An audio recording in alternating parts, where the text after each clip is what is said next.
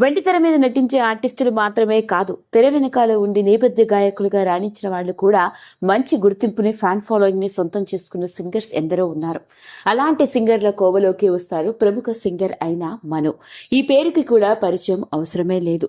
నాగూర్ బాబుగా మనందరికీ సుపరిచితుడైన మనో గారు దాదాపు 35,000కు పైగా విభిన్న భాషలలో పాటలు పాడడం, అంతేకాదు కొన్ని వందలకు పైగా మ్యూజిక్ కన్సర్ట్స్, మరోపక్క సూపర్ స్టార్ రజనీకాంత్ గారికి డబ్బింగ్ చెప్తూ, ఎందరో హీరోలకి కూడా డబ్బింగ్ చెప్తూ డబ్బింగ్ ఆర్టిస్ట్ గా బుల్లితెరపై ప్రసారమైన పలు షోస్ కి జడ్జిగా వ్యవహరిస్తున్నారు.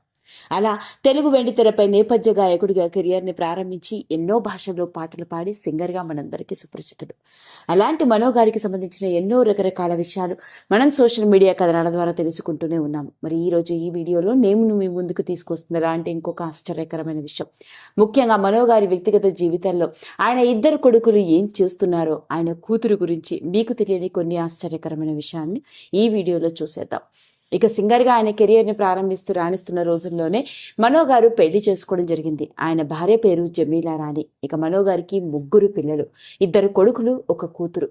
ఇక పెద్ద కొడుకు పేరు షాకిర్ బాబు, రెండో కొడుకు పేరు రఫీ బాబు, ఇక కూతురు పేరు సోఫియా బాబు. ఇక పెద్ద కొడుకు కూడా 2019వ సంవత్సరంలో నాన్ అన్న సినిమాతో తమిళ సినిమా ఇండస్ట్రీకి హీరోగా పరిచయం అయ్యాడు. ఆ తర్వాత పలు సినిమాల్లో నటించడం కూడా జరిగింది. ఇక రెండో కొడుకు విషయంలోకి వెళ్తే రఫీ, ఇతడు ఓ మంచి సింగర్ కూడా. తండ్రి మాదిరిగానే ఎంతో చక్కగా పాటలు పాడుతూ ప్రస్తుతానికి బిజినెస్ మ్యాన్ గా రాణిస్తున్నాడు. ఇక కూతురు విషయంలోకి వెళ్ళినట్లయితే మనో గారి కూతురు చూస్తే మనందరం ఆశ్చర్యపోవలసిందే. ఎంతో క్యూట్ గా అందంగా కనిపించే ఈ అమ్మాయికి పెళ్ళైంది, పైగా ఒక కూతురు కూడా ఉంది.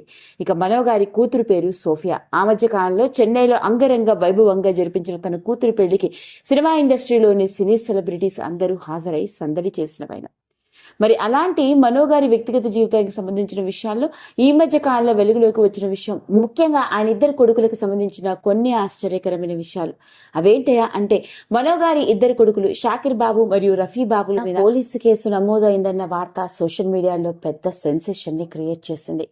ఆ వివరాల్లోకి కనుక వెళ్ళినట్లయితే, చెన్నైలోని వలస వక్కరం పోలీస్ స్టేషన్ పైగా వీళ్ళిద్దరూ పరారీలో ఉన్నారు అన్న వార్తలు కూడా వచ్చాయి.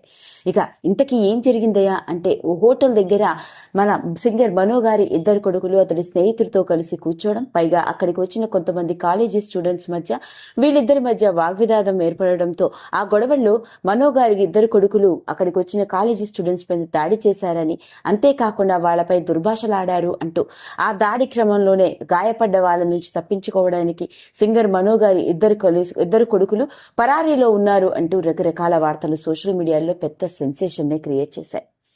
ఆ మధ్య వెలుగులోకి వచ్చిన ఈ విషయం ఇటు సినిమా ఇండస్ట్రీలోనూ ఓ హాట్ టాపిక్ గా మారింది. మరోపక్క ప్రముఖ నేపథ్య గాయకుడిగా కీర్తి ప్రతిష్టలు గడించిన సింగర్ మనో గారి కొడుకులు 2 అరెస్ట్ అయ్యారు అన్న వార్తే ప్రతి ఒక్కరిని నోరెళ్లబెట్టేలా చేసింది. ఇలాంటి నేపథ్యంలోనే 2 కొడుకులకు సంబంధించిన ఈ విషయం సోషల్ మీడియాలో పెద్ద సెన్సేషన్ ని క్రియేట్ చేసింది.